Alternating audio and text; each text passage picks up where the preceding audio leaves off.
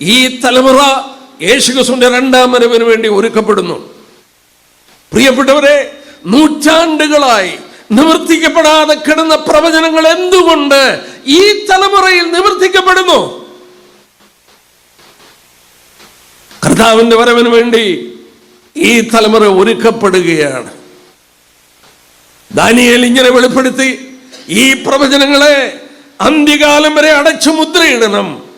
അന്ത്യകാലത്ത് അനേകർ വായിച്ച് ജ്ഞാനം വർദ്ധിക്കും. ദുഷ്ടന്മാരിൽ ആരും തിരിച്ചറിയില്ല, ബുദ്ധിമാന്മാർ ഗ്രഹിക്കും. നമ്മുടെ കർത്താവ് മടങ്ങി വരാൻ പോവുകയാണ്. 2000 വർഷങ്ങൾക്ക് മുമ്പ് ശിഷ്യന്മാരോട് പറഞ്ഞു, ഞാൻ നിങ്ങൾക്കൊരു ഭവനം ഒരുക്കാൻ പോകുന്നു. ഞാൻ പോയി ഭവനം ഒരുക്കിയാൽ ഞാൻ ഇരിക്കുന്നിടത്ത് നിങ്ങളും ഇരിക്കേണ്ടതിന് പിന്നെയും വന്ന് നിങ്ങളെ എൻ്റെ അടുക്കൽ ചേർക്കും. കർത്താവ് അത് പറഞ്ഞിട്ട് പോയിട്ട് ഏതാണ്ട് 2000 വർഷങ്ങളായി. 2000 വർഷങ്ങളായി ആ ഭവനത്തിൻ്റെ പണി പൂർത്തീകരിച്ചിട്ടില്ലേ. ഞാൻ പോയി ഭവനം ഒരുക്കിയാൽ ഞാൻ ഇരിക്കുന്നിടത്ത് നിങ്ങൾ ഇരിക്കേണ്ടതിന് പിന്നെയും വന്ന് നിങ്ങളെ എൻ്റെ അടുക്കൽ ചേർക്കും. ഈ ലോകത്തെ സൃഷ്ടിപ്പാൻ, നാം ഇന്ന് വസിക്കുന്ന ഭൂമിയെ സൗന്ദര്യപൂർണ്ണമാക്കാൻ 6 ദിവസം മതിയായിരുന്നു. തൻ്റെ പ്രിയയ്ക്ക് വേണ്ടി ഒരുക്കുന്ന ഭവനം 2000 വർഷമായിട്ടും പണി തീർന്നിട്ടില്ല. അത് പൂർത്തീകരിച്ചു കഴിയുമ്പോൾ അവൻ വന്ന് നമ്മളെ അവൻ്റെ അടുക്കൽ ചേർക്കും. നമ്മുടെ കർത്താവ് മടങ്ങി വരുന്നു എന്നുള്ളതല്ല, അവൻ വേഗം വരുന്നു എന്നുള്ളതാണ് ഈ തലമുറയിൽ പ്രസക്തമായിരിക്കുന്ന, ശക്തമായി പ്രഘോഷിക്കേണ്ട ഒരു വിഷയമെന്നുള്ളത് ഞാൻ പ്രത്യേകം ഓർപ്പിക്കട്ടെ. ഇവിടെ പ്രാരംഭത്തിൽ വായിച്ച വേദഭാഗം ഞാൻ അവിടെ നിന്ന് ഒരു കാര്യം ഒന്ന് അടർത്തിയെടുത്തോട്ടെ. 1 തെസ്സലോനിയർ 5-ാം അധ്യായത്തിൽ ഏറിയ പങ്ക് വിശ്വാസികളും കരുതിയിരിക്കുന്ന പോലെ കർത്താവിൻ്റെ നാള് കള്ളനെന്ന പോലെ വരും എന്ന് കരുതിയിരിക്കുകയാണ്. അങ്ങനെയാണല്ലോ ഇവിടെ പറയുന്നതെന്ന് നിങ്ങളും പലരും ചിന്തിച്ചേക്കാം. നമ്മൾ ആ വേദഭാഗം ഒന്ന് ശ്രദ്ധിക്കാം. 1 തെസ്സലോനിയർ 5-ാം അധ്യായത്തിൻ്റെ അതിൻ്റെ ആരംഭ ഭാഗത്തിൽ, സഹോദരന്മാരെ, കാലങ്ങളെ സമയങ്ങളെയും കുറിച്ച് നിങ്ങളെ എഴുതിയറിയിപ്പാൻ ആവശ്യമില്ല. കള്ളൻ രാത്രി വരുമ്പോൾ കർത്താവിൻ്റെ നാൾ വരുന്നു. യേശുക്രിസ്തുവിന്റെ വരവിനെ കുറിച്ച് പറയുകയാണ്. ഏറിയ പങ്ക് ക്രിസ്ത്യാനികളും കരുതിയിരിക്കുന്നത് യേശുക്രിസ്തു കള്ളനെ പോലെ വരും. എന്നാൽ താഴോട്ട് വായിക്കണം. അതിൻ്റെ 4-ാം വാക്യത്തിൽ, എന്നാൽ സഹോദരന്മാരെ, ആ നാൾ കള്ളനെന്ന പോലെ നിങ്ങളെ പിടിപ്പാൻ നിങ്ങൾ ഇരുട്ടിലുള്ളവരല്ലേ. സഹോദരി സഹോദരന്മാരെ, ആ വാക്യം കണ്ടോ? ആർക്കാണ് കർത്താവിൻ്റെ വരവ് കള്ളനെ പോലെ സംഭവിക്കുന്നത്? ഇരുട്ടിലുള്ളവർക്കാണ്. വെളിച്ചത്തിലുള്ളവർക്ക് അങ്ങനെ സംഭവിക്കില്ലേ. ഞാനും നിങ്ങളും ആരാണ്? അന്ധകാരത്തിൽ നിന്ന് അത്ഭുത പ്രകാശത്തിലേക്ക് വിളിക്കപ്പെട്ടവരാണ്. നിങ്ങൾ വെളിച്ചത്തിൻ്റെ മക്കളാണ്.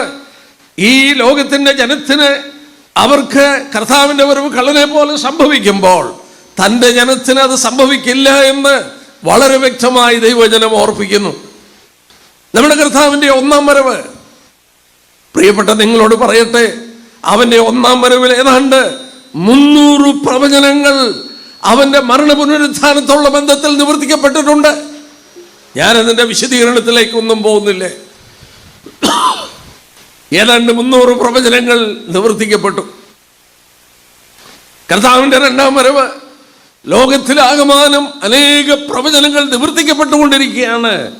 ശിഷ്യഗണങ്ങൾ ചോദിച്ചു, നാഥാ, നിന്റെ വരവിനും ലോകാവസാനത്തിനും അടയാളം എന്തെന്ന് പറഞ്ഞു തരണമെന്ന് പറഞ്ഞു. നമ്മുടെ കർത്താവ് തിരുമായി ഒഴിഞ്ഞ് പറഞ്ഞത് നമ്മുടെ കൺമുമ്പിൽ കണ്ടുകൊണ്ടിരിക്കുകയാണ്. ദൈവം തരുന്ന പ്രേരണയ്ക്കനുസരിച്ച് ആ വിഷയം നമുക്ക് ശ്രദ്ധിക്കാം. എന്നാൽ ഒരു കാര്യം കൂടെ ഞാനൊന്ന് ഓർപ്പിച്ചോട്ടെ. മത്തായിയുടെ സുവിശേഷം 16-ാമത്തെ അധ്യായം, പരീശന്മാരും സദൂക്യരും കർത്താവിൻ്റെ അടുക്കൽ വന്നു. അവനോട് ഒരടയാളം വേണം എന്ന് പറഞ്ഞു. നമ്മുടെ കർത്താവ് പറഞ്ഞ വാക്ക് പലപ്പോഴും ഞാൻ ഓർക്കാറുണ്ട്. 16-ാം അധ്യായത്തിൻ്റെ ആദ്യ ഭാഗങ്ങൾ ഇങ്ങനെയാണ് വായിക്കുന്നത്. അനന്തരം പരീശന്മാരും സദൂക്യരും അടുക്ക വന്നു. ആകാശത്തു നിന്നൊരു അടയാളം കാണിച്ചിടണമെന്ന് അവരെ പരീക്ഷിച്ച് ചോദിച്ചു. അവരോട് അവൻ ഉത്തരം പറഞ്ഞത്, സന്ധ്യാസമയത്ത് ആകാശം ചുവന്നു കണ്ടാൽ നല്ല തെളിവാകും എന്നും രാവിലെ ആകാശം മൂടി ചുവന്നു കണ്ടാൽ ഇന്ന് മഴക്കോൾ ഉണ്ടാകുമെന്ന് നിങ്ങൾ പറയുന്നു. ആകാശത്തിൻ്റെ ഭാവം വിവേചിപ്പാൻ നിങ്ങൾക്കറിയാം, എന്നാൽ കാലലക്ഷണങ്ങളെ വിവേചിപ്പാൻ കഴിയുകയില്ലയോ? ആ ഭാഗമൊന്ന് ശ്രദ്ധിച്ചാട്ടെ. ആകാശത്തിൻ്റെ നിറവ്യത്യാസം നോക്കി കാലാവസ്ഥ കൃത്യമായി നിങ്ങൾ പ്രവചിക്കുന്നു, അത് ശരിയാണ്. എന്നാൽ കാലലക്ഷണങ്ങളെ വിലയിരുത്താൻ വിവേചിപ്പാൻ കഴിയില്ലയോ? Can't you not discern the times? നിങ്ങൾ ജീവിക്കുന്ന കാലയളവിനെ വിലയിരുത്തിക്കൂടെ? അവർക്ക് മനസ്സിലായില്ലേ?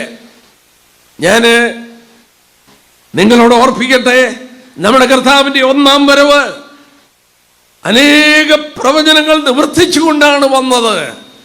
യേശുക്രിസ്തു എന്ന് ക്രൂശിക്കപ്പെടുമെന്ന് ദാനിയേൽ പ്രവചനം 9-ാം അധ്യായം വായിച്ചാൽ മനസ്സിലാകും. അവിടെ വായിക്കുന്നുണ്ട്, 69 ആഴ്ചവട്ടം കഴിയുമ്പോൾ അഭിഷിക്തൻ ഛേദിക്കപ്പെടും. അർത്ഥശഷ്ട രാജാവ് യെരൂശലേം പട്ടണം പണിയുവാൻ കൽപ്പന കൊടുത്തത് മുതൽ 69 ആഴ്ചവട്ടം 483 വർഷം കൃത്യമായി കഴിഞ്ഞപ്പോൾ യേശുക്രിസ്തു ക്രൂശിക്കപ്പെട്ടു. പഴയ നിയമ ഏടുകളിൽ അവനെന്ന് ക്രൂശിക്കപ്പെടുമെന്ന് വെളിപ്പെടുത്തിയിട്ടുണ്ട്. പുതിയ നിയമത്തിൽ കടന്നു വരുമ്പോൾ കർത്താവിന്റെ രണ്ടാം വരവ് വലിയൊരു സംഭവമാണ്. പ്രവചനത്തിന്റെ കാതല് ഹൃദയം എന്ന് പറയുന്നത് യേശുക്രിസ്തുവിന്റെ മഹത്വ പ്രത്യക്ഷതയാണ്. പ്രിയപ്പെട്ടവരോട് ഞാൻ പറയട്ടെ, നിങ്ങൾക്കത് കളനെന്ന പോലെ സംഭവിക്കില്ലേ? നിങ്ങൾക്ക് കാലങ്ങളെ വിലയിരുത്തിക്കൂടെ? ആമോസിന്റെ പുസ്തകം 3-ാം അധ്യായത്തിലെ 7-ാം വാക്യം ഞാൻ എടുത്ത് വായിക്കാതെ പറഞ്ഞു പോകട്ടെ. തൻ്റെ പ്രവാചകന്മാരായ ദാസന്മാർക്ക് തൻ്റെ രഹസ്യം വെളിപ്പെടുത്താതെ യഹോവയായ ദൈവം ഒരു കാര്യവും ചെയ്യില്ല. തൻ്റെ പ്രവാചകന്മാരായ ദാസന്മാർക്ക് തൻ്റെ രഹസ്യം വെളിപ്പെടുത്തിയ ദൈവം ചെയ്യുകയുള്ളൂ. പ്രപഞ്ചത്തിലെ ഏറ്റവും വലിയ സംഭവം നമ്മുടെ കർത്താവിൻ്റെ മടങ്ങി വരവാണ്. ഈ മടങ്ങി വരവ് അടുത്തു കഴിഞ്ഞു.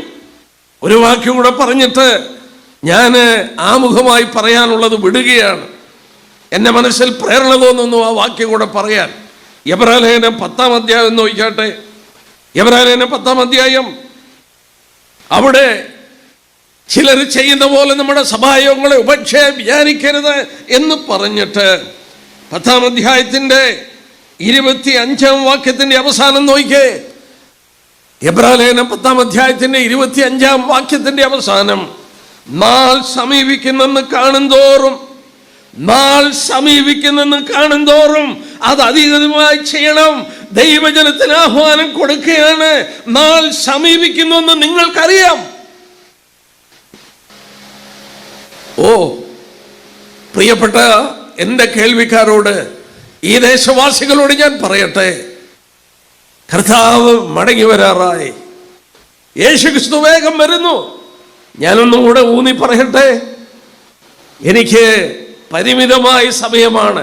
3 ദിവസം 3 മണിക്കൂർ കിട്ടും, അത്രയേ ഉള്ളൂ. നിങ്ങൾ എനിക്ക് ചില ദിവസങ്ങൾ തന്നിരുന്നെങ്കിൽ ഞാൻ ഇവിടെ നിന്ന് തിരുവചനത്തിന്റെ വെളിച്ചത്തിൽ തെളിയിച്ചു തന്നേനെ. ഈ തലമുറ യേശുക്രിസ്തുവിന്റെ രണ്ടാം വരവിന് വേണ്ടി ഒരുക്കപ്പെടുന്നു.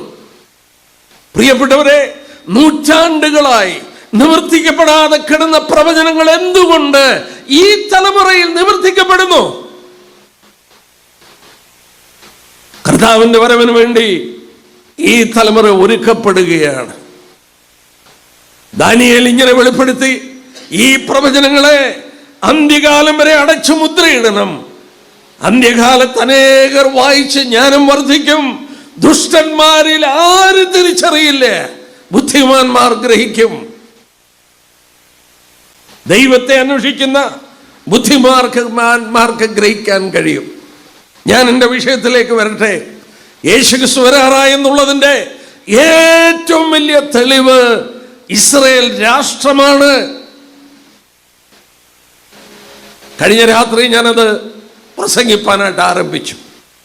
എനിക്കിവിടെ നിന്നുകൊണ്ട് പല ദിവസങ്ങൾ പ്രസംഗിക്കാം, പല ദിവസങ്ങൾ ആ ഒരു വിഷയത്തെ സംബന്ധിച്ച്. ഞാനതിൽ പ്രസക്തമായത് മാത്രം ചൂണ്ടിക്കാണിക്കട്ടെ. കഴിഞ്ഞ രാത്രിയിൽ 1 കൊരിന്ത്യർ 10-ാം അധ്യായത്തിന് 32-ാം വാക്യത്തിൽ നിന്ന് ലോക ജനതയെ ദൈവം 3ആയി തിരിച്ചിട്ടുണ്ട്. യഹൂദൻ, യവനൻ അല്ലെങ്കിൽ ജാതികൾ, ദൈവസഭ. ഞാനും നിങ്ങളിൽ രക്ഷിക്കപ്പെട്ടവര് ദൈവസഭയുടെ അംഗങ്ങളാണ്. പഴയ നിയമ ഏടുകളിൽ അബ്രഹാമിനെ വേർതിരിച്ച ശേഷം യഹൂദനെന്നും യവനനെന്നും അല്ലെങ്കിൽ യഹൂദനെന്നും ജാതികളെന്നും രണ്ട് കൂട്ടരേ ഉള്ളൂ. കർത്താവിന്റെ മരണപുനരുത്ഥാന ശേഷം യഹൂദന്മാരിൽ നിന്നും ജാതികളിൽ നിന്നും രക്ഷിക്കപ്പെട്ടവരെ ഒരു പ്രത്യേക കൂട്ടമാക്കി പണിയുകയാണ്. അവരാണ് ദൈവസഭ. ദൈവസഭയുടെ പണി നടക്കുമ്പോൾ യഹൂദനോട് ദൈവം ഇടപെടുന്നില്ല. ഞാനതിൻ്റെ വിശദീകരണത്തിലേക്ക് പോകുന്നില്ലേ. എന്നാൽ ഒരു വാക്യം ഒന്ന് ചൂണ്ടിക്കാണിക്കട്ടെ.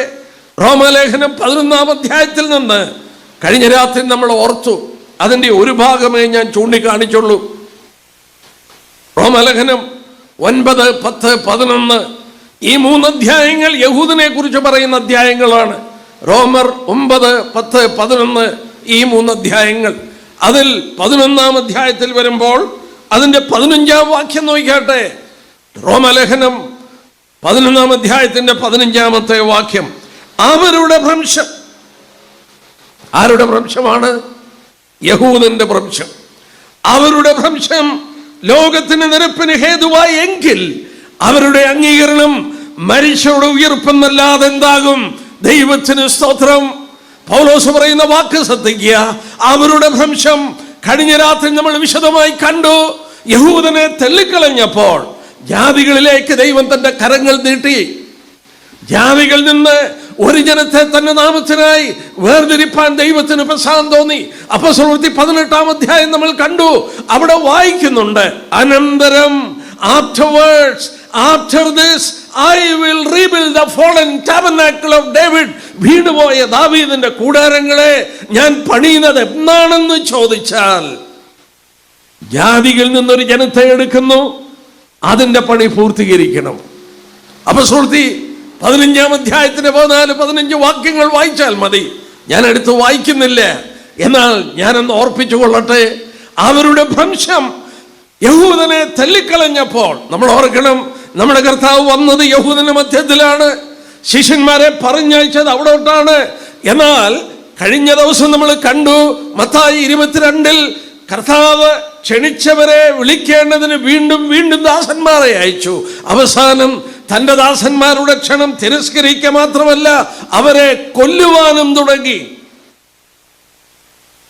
നമ്മൾ കണ്ടു, സ്തെഫാനോസിനെ കൊന്നു, യാക്കോബിനെ കൊന്നു. രാജാവ് കോപിച്ചു, സൈന്യങ്ങളെ അയച്ചു, ആ കുലപാതകന്മാരുടെ പട്ടണം മുടിച്ചു. AD 70-ൽ റോമൻ സൈന്യം കടന്നുപോയി. യെരുശലേം ചുട്ട് ചാമ്പലാക്കുന്നത് ദൈവം അനുവദിച്ചിട്ടാണ്. അവരുടെ ഭ്രംശം യഹൂദനെ തള്ളിക്കളഞ്ഞപ്പോൾ casting of them has brought reconciliation to the world. ലോക ജനതയ്ക്ക് രക്ഷയുടെ കാരണമായി. എന്നാൽ അടുത്ത ഭാഗം ശ്രദ്ധിക്കുക. പൗലോസ് പറഞ്ഞ 2-ാം ഭാഗം നോക്കുക. എങ്കിൽ അവരുടെ അംഗീകരണം മരിച്ചവരുടെ ഉയർപ്പെന്നല്ലാതെ എന്താകും? മരിച്ചവരെപ്പോഴാണ് ഉയർക്കുന്നത്? കർത്താവിന്റെ മധ്യാകാശ വരവിലാണ്. തെസ്സലോനിക്ക ലേഖനത്തിൽ വായിക്കുന്നു, കർത്താവ് താൻ ഗംഭീരനാദത്തോടെ, പ്രധാന ദൂതന്റെ ശബ്ദത്തോടെ, ദൈവത്തിന്റെ കാഹളത്തോടുകൂടെ സ്വർഗത്തിൽ നിന്ന് ഇറങ്ങി വരും. ക്രിസ്തുവിൽ മരിച്ചവർ മുമ്പേ ഉയർത്തെഴുന്നേൽക്കും. ജീവനോടെ ശേഷിക്കുന്ന നാം രൂപാന്തരപ്പെട്ട് അവരോടൊത്ത് കർത്താവിനെ എതിരേൽപ്പാൻ മേഘങ്ങളിലേക്ക് എടുത്തുകൊള്ളപ്പെടും. മരിച്ചവരുടെ ഉയർപ്പിനാണ് ഈ യഹൂദൻ വീണ്ടും മടങ്ങി വന്നിരിക്കുന്നത്.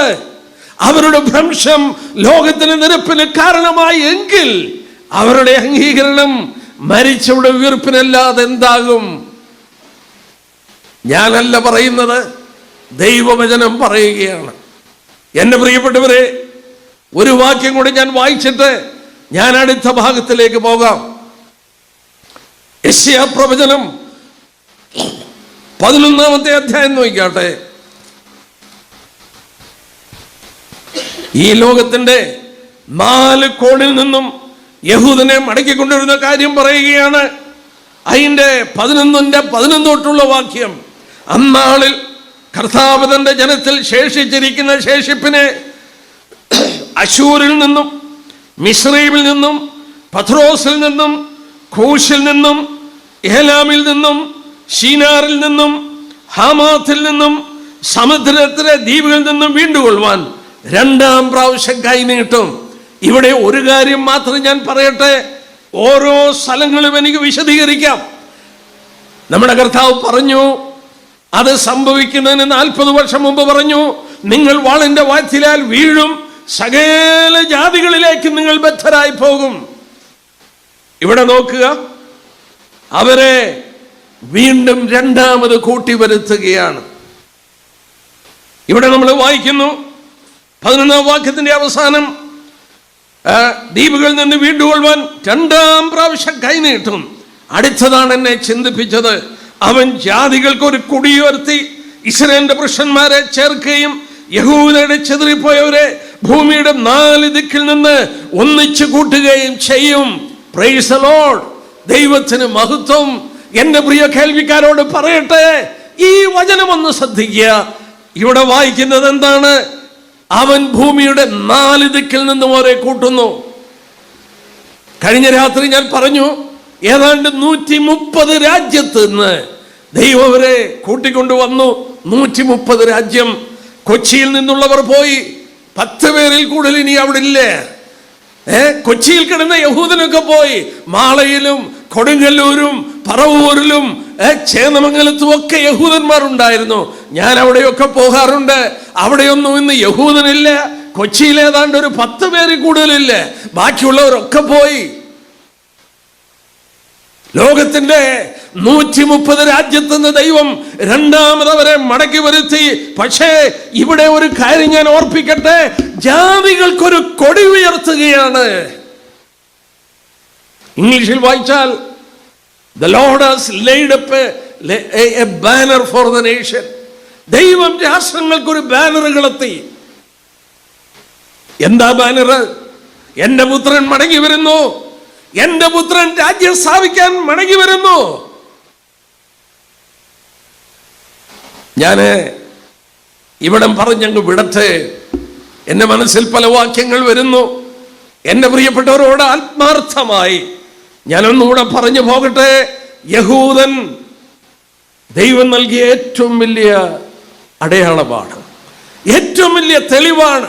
സഭയുടെ പണി പൂർത്തീകരിച്ചിട്ട് സഭയെ ഇവിടെ നിന്ന് മാറ്റുമ്പോൾ യഹൂദനോട് ദൈവം ഇടപെടാൻ പോകുന്നു എന്നുള്ളതിന്റെ ഏറ്റവും വലിയ തെളിവാണ് അവനെ മടക്കി വരുത്തിയിരിക്കുന്നത്. എന്നാൽ ഇനിയുള്ള ഭാഗം ഒരു പുതിയ വിഷയത്തിലേക്ക് ഞാൻ കടക്കുകയാണ്. ഇന്ന് ലോകത്തിൽ ഒരു വലിയ പ്രശ്നം ഉയരുകയാണ്. അതായത് യഹൂദൻ എന്ന് പറയുന്നത് ലോകരാജ്യങ്ങളൊക്കെ എതിർക്കുന്ന, ഇഷ്ടമില്ലാത്ത, വൈരാഗ്യമുള്ള അല്ലെങ്കിൽ എതിർപ്പുകളുള്ള, ശത്രുതയുള്ള ഒരു രാജ്യമാണ്. നമ്മൾ കണ്ടു, എന്നും യുദ്ധമാണ്. യുദ്ധമല്ലാതെ വേറെ ഒന്നുമില്ല. എല്ലാ യുദ്ധങ്ങളിലും അവർ ജയിക്കുന്നു എന്നുള്ളത് സത്യമാണ്. യഹൂദൻ ലോകത്തിൽ ഒരു തലവേദനയായി മാറി. എന്നാൽ ഈ യഹൂദൻ യേശുക്രിസ്തുവിനെ വേണ്ടാന്ന് പറഞ്ഞു. ഈ യഹൂദന്റെ വായ് കൊണ്ട് യേശുക്രിസ്തുവിനെ അംഗീകരിക്കാതെ യേശുക്രിസ്തു മടങ്ങി വരില്ല. എന്താ ഞാൻ പറയുന്നതെന്ന് ചോദിക്കും.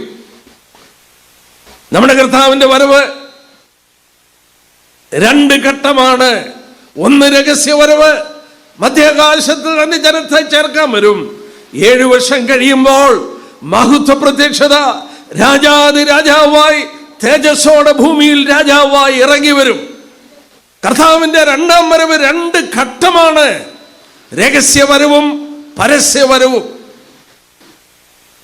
എന്നാൽ നമ്മുടെ കർത്താവ് 2ാമത് മഹത്വ പ്രത്യക്ഷത, അവൻ രാജാവായി ഭൂമിയിൽ മടങ്ങി വരണമെങ്കിൽ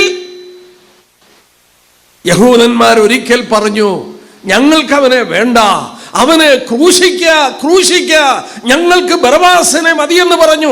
ആ വായ് കൊണ്ട് അവരെ ഏറ്റുപറയണം. അങ്ങനെ പറഞ്ഞിട്ടുണ്ടോ? നോക്കാം. 2 വാക്യം എടുക്കാം. നമ്മുടെ കർത്താവ് പറഞ്ഞൊരു വാക്യം ആദ്യം നോക്കാം. മത്തായിയുടെ സുവിശേഷം 23-ാം അധ്യായം നോക്കിക്കാട്ടെ. മത്തായിയുടെ സുവിശേഷം 23-ാമത്തെ അധ്യായം, അതിൻ്റെ 38-39 വാക്യം. മത്തായിയുടെ സുവിശേഷം 23-ാം അധ്യായം 38-39 വാക്യം. നിങ്ങളുടെ ഭവനം ശൂന്യമായി തീരും. കർത്താവിന്റെ നാമത്തിൽ വരുന്നവൻ അനുഗ്രഹിക്കപ്പെട്ടവനെന്ന് നിങ്ങൾ പറയുവോളും നിങ്ങൾ ഇനി എന്നെ കാണില്ല എന്ന് ഞാൻ നിങ്ങളോട് പറയുന്നു. യേശുക്രിസ്തു നേരിട്ട് പറഞ്ഞതാണ്. കർത്താവിന്റെ നാമത്തിൽ വരുന്നവൻ അനുഗ്രഹിക്കപ്പെട്ടവനെന്ന് നിങ്ങൾ പറയണം. നിങ്ങളത് പറയാതെ ഇനി നിങ്ങൾ എന്നെ കാണില്ല. ഞാൻ ഇസ്രയേലിൽ 10 പ്രാവശ്യമെങ്കിലും സന്ദർശിച്ചിട്ടുണ്ട്. ഞാൻ ഇസ്രയേൽ എനിക്ക് വളരെ പരിചയമുള്ളൊരു സ്ഥലമാണ്. 50 വർഷത്തിൽ കൂടുതൽ അവരുടെ ചരിത്രം ബൈബിളിൽ നിന്ന് ഞാൻ പഠിക്കുകയും ആ പ്രദേശത്ത് നടന്ന് 10 പ്രാവശ്യമെങ്കിലും അതിലെ നടന്ന് ഞാൻ ആ സ്ഥലം കണ്ടിട്ടുള്ളൊരു വ്യക്തിയാണ്. പ്രിയപ്പെട്ടവരോട് ഞാൻ പറയട്ടെ, ക്രിസ്ത്യാനികൾ യേശുക്രിസ്തുവിനെ സ്വീകരിച്ച യഹൂദന്മാർ 1% അല്ലെങ്കിൽ 2% ഉള്ളൂ. യേശുക്രിസ്തുവിൽ അവർക്ക് വിശ്വാസമില്ലേ? 1% അല്ലെ 2%, അതിൽ കൂടുതലില്ല. യേശുക്രിസ്തുവിൽ വിശ്വസിച്ചവരുടെ പേരാണ് മശിഹാനിക് ജൂസ്. ക്രിസ്തുവിനെ മശിഹായിട്ട് കണ്ടവര് വളരെ ചുരുക്കമാണ്. ഇസ്രയേലിൽ ഞാൻ ഇത്രയും നാൾ യാത്ര ചെയ്തിട്ട് ഒരാളെ പോലും കാണാൻ ഒത്തിട്ടില്ല. മാത്രമല്ല, അവര് നമ്മൾ ശ്രദ്ധിച്ചു നോക്കിയാൽ ഏതാണ്ട് 50% നിരീശ്വരന്മാരാണ്. ഏകസത്യ ദൈവത്തെ കുറിച്ച് പഠിപ്പിച്ച യഹൂദന്മാർ കഴിഞ്ഞ 2000 വർഷത്തെ പീഡ കൊണ്ട് അവരിൽ 50% നിരീശ്വരന്മാരായി. 80% വെറും ഭൗമികവാദികളാണ്, സെക്കുലറാണ്. പിന്നെ എങ്ങനെ യേശുക്രിസ്തുവിനെ സ്വീകരിക്കും? ഒന്നുകൂടെ ഞാൻ പറയാം, ക്ഷമിക്കണേ. ഈ സ്റ്റേജിൽ നിന്ന് പരസ്യമായി പറയുന്നത് ശരിയാണോ എന്ന് എനിക്കറിയില്ല, പക്ഷേ പറയാതിരിക്കാൻ നിവൃത്തിയില്ല. സ്വവർഗഭോഗികളുടെ തലസ്ഥാനം, ഗേ പീപ്പിളിന്റെ തലസ്ഥാനം, ലോക ക്യാപിറ്റൽ ഏതാണെന്നറിയാമോ? ടെൽ അവീവ്, ഇസ്രയേലിന്റെ ക്യാപിറ്റലാണ്. നിങ്ങളൊന്ന് ആലോചിച്ചേ. ഞാൻ വേണേ ഒരു വാക്യം കാണിക്കാം. വെളിപ്പാട് പുസ്തകം എന്നെടുത്താട്ടെ, അതിന്റെ 11-ാമത്തെ അധ്യായം. ഞാൻ ഈ പറഞ്ഞത് ബൈബിളിൽ നിന്ന് കാണിക്കാം. വെളിപ്പാട് പുസ്തകം 11-ാം അധ്യായം, അതിൻ്റെ 8-ാമത്തെ വാക്യം. 2 പ്രവാചകന്മാർ സഭ മാറ്റപ്പെട്ട ശേഷം ഇവിടെ വരും. ഞാൻ വിശ്വസിക്കുന്നു അത് മോശയും ഏലിയാവുമാണ്. അവരുടെ ശവം ആ യെരുശലേമിന്റെ തെരുവീതിയിൽ കിടക്കും 3.5 ദിവസം. അവരെ കൊന്നിടും അന്തിക്രിസ്തു. അവർ കിടക്കുന്നത് പറയുന്ന വാക്ക് നോക്കിയാട്ടെ. 11-ാം അധ്യായത്തിന്റെ 8-ാം വാക്യം. അവരുടെ കർത്താവ് ക്രൂശിക്കപ്പെട്ടതും ആത്മികമായി സോദോം എന്നും മിസ്രയീം എന്നു പേരുള്ള മഹാനഗരത്തിന്റെ വീതിയിൽ അവരുടെ ശവം കിടക്കും. കർത്താവ് ക്രൂശിക്കപ്പെട്ട സ്ഥലം യെരുശലേമിന് പേര് പറയുകയാണ്. ആത്മികമായി സോദോം, മിസ്രയീം. സോദോം എന്ന് പറയുന്നത് അസാൻമാർഗികത്വം, മിസ്രയീം എന്ന് പറയുന്നത് ലോകമയത്വം. ഞാൻ പറഞ്ഞില്ലേ, ലോകത്തിലുള്ള സ്വവർഗഭോഗികളുടെ തലസ്ഥാനമാണ് ഇസ്രയേലിന്റെ തലസ്ഥാനമായി ടെൽ അവീവ്. ബാക്കിയൊന്നും ഞാൻ പറയുന്നില്ല, നിങ്ങൾക്കത് മനസ്സിലാക്കാൻ ഞാൻ പറഞ്ഞെന്നേ ഉള്ളൂ. എന്നാൽ ഞാനൊരു കാര്യം ചോദിക്കട്ടെ. നമ്മുടെ കർത്താവ് മത്തായി 23 എന്താ പറഞ്ഞേ? കർത്താവിന്റെ നാമത്തിൽ വരുന്നവൻ അനുഗ്രഹിക്കപ്പെട്ടവെന്ന് നിങ്ങൾ പറയുവോളും നിങ്ങൾ ഇനി എന്നെ കാണില്ല. യേശുക്രിസ്തുവിനെ യഹൂദൻ തിരിച്ചറിയണമെങ്കിൽ, കാണണമെങ്കിൽ, കർത്താവ് മടങ്ങി വരണമെങ്കിൽ യഹൂദൻ അംഗീകരിക്കണം. എങ്ങനെ സാധിക്കും? ഞാനൊരു വാക്യം യെശയ്യാ പ്രവാചകൻ പറഞ്ഞിരിക്കുന്നു എടുത്തു കാണിക്കട്ടെ. യെശയ്യാ പ്രവചനം 43-ാമത്തെ അധ്യായം എടുത്ത് അവരുടെ ആത്മിക നിലവാരം ഇവിടെ പറയുന്നുണ്ട്. യെശയ്യാ പ്രവചനം 43-ാമത്തെ അധ്യായം. അവിടെ യഹൂദന്റെ ആത്മിക നിലവാരം അവരെ കൂട്ടിവരുത്തി. രണ്ടാമത് എങ്ങനെയാണ് അവരെ കൂട്ടിവരുത്തിയിരിക്കുന്നത്? അതിൻ്റെ യെശയ്യാ പ്രവചനം 43-ാം അധ്യായത്തിന്റെ 5 തൊട്ട് 8 വരെയുള്ള വാക്യം വേണം വായിക്കാൻ. 5 തൊട്ട് ഭയപ്പെടേണ്ട, ഞാൻ നിന്നോടുകൂടെ ഉണ്ട്, നിന്റെ സന്ധ്യതയെ കിഴക്ക് നിന്ന്, പടിഞ്ഞാറ് നിന്ന്, വടക്ക് നിന്ന്, തെക്ക് നിന്നൊക്കെ കൂട്ടിച്ചേർക്കുന്ന കാര്യമാ. എന്നാൽ അതിൻ്റെ 8-ാം വാക്യം നോക്കിയാട്ടെ. കണ്ണുണ്ടായിട്ട് കുരുടന്മാരും ചെവിയുണ്ടായിട്ട് ചെകിടന്മാരായും ഇരിക്കുന്ന ജനത്തെ പുറപ്പെടുവിച്ചു കൊണ്ടുവരുവിൻ. ഇവരുടെ ആത്മിക നിലവാരം കണ്ണുണ്ടായിട്ട് കുരുടന്മാർ, ചെവിയുണ്ടായിട്ട് ചെകിടന്മാർ. ആത്മിക കുരുടരും ആത്മിക ചെകിടരും. ഞാൻ ഓർക്കാറുണ്ട്, ഈ പഴയ നിയമ ഏടുകളൊക്കെ അവരുടെ കയ്യിലിരിക്കുകയല്ലേ. യെശയ്യാ 52, 53 വായിച്ചാൽ കഷ്ടപ്പെടുന്ന, ക്രൂശിക്കപ്പെടുന്ന കർത്താവിനെ കാണാം. ദാനിയേൽ 9 വായിച്ചാൽ യേശുക്രിസ്തു എന്ന് ക്രൂശിക്കപ്പെടുമെന്ന് കാണുന്നുണ്ട്. സങ്കീർത്തനങ്ങളിൽ 22 കർത്താവിന്റെ കഷ്ടാനുഭവങ്ങളെ വരച്ചു കാണിക്കുന്നുണ്ട്. ഇവർക്ക് എന്തുകൊണ്ട് തിരിച്ചറിയാൻ കഴിയുന്നില്ല? ഞാന് ഒരു പ്രാവശ്യം യെരൂശലേമിലെ വിലാപമതിൽ അവിടെ ചെന്നു. അന്ന് ചെന്നപ്പോൾ അവിടെ യഹൂദന്മാരിങ്ങനെ പഴയ നിയമം വായിച്ചു കൊണ്ടിരിക്കുകയാണ്. ഒരു ചെറുപ്പക്കാരൻ പഴയ നിയമം വായിക്കുന്നു. ഞാൻ അവന്റെ അടുക്കൽ ചെന്ന് ചോദിച്ചു, നീ എന്താണ് വായിക്കുന്നത്? അവൻ എന്നോട് പറഞ്ഞു, ദാവീദിന്റെ ഗീതമാണ്. എനിക്ക് മനസ്സിലായി, സങ്കീർത്തനമാണ്. ഈ സങ്കീർത്തനങ്ങളിൽ കർത്താവിനെ അവന് കണ്ടുകൂടെ? കാണാൻ നിവൃത്തിയില്ല. ആത്മിക ചെകിടനും ആത്മിക കുരുടനുമായി യേശുക്രിസ്തുവിനെ എങ്ങനെ സ്വീകരിക്കും? യേശുക്രിസ്തുവിനെ അംഗീകരിക്കാതെ ക്രിസ്തു വരില്ല. ഞാനൊരു വാക്യം കൂടെ വായിക്കാം. അവിടെ ക്രിസ്തുവിനെ അവർ എങ്ങനെ സ്വീകരിക്കുമെന്നതിൻ്റെ രഹസ്യം നമുക്ക് കാണാൻ കഴിയുന്നു. ഹോശേയ പ്രവചനം ഒന്ന് എടുത്താട്ടെ. ഹോശേയ പ്രവചനം, പ്രവാചകൻ മുമ്പ് കൂട്ടി പറഞ്ഞ ഒരു വാക്യം വളരെ പ്രാധാന്യത അർഹിക്കുന്നു. നമുക്കവിടെ നോക്കാം. ഹോശേയ പ്രവചനം 5-ാം അധ്യായത്തിന്റെ 15-ാമത്തെ വാക്യം. യേശുക്രിസ്തു പ്രവചനാത്മാവിൽ ഈ ജനത്തോട് പറയുകയാണ്.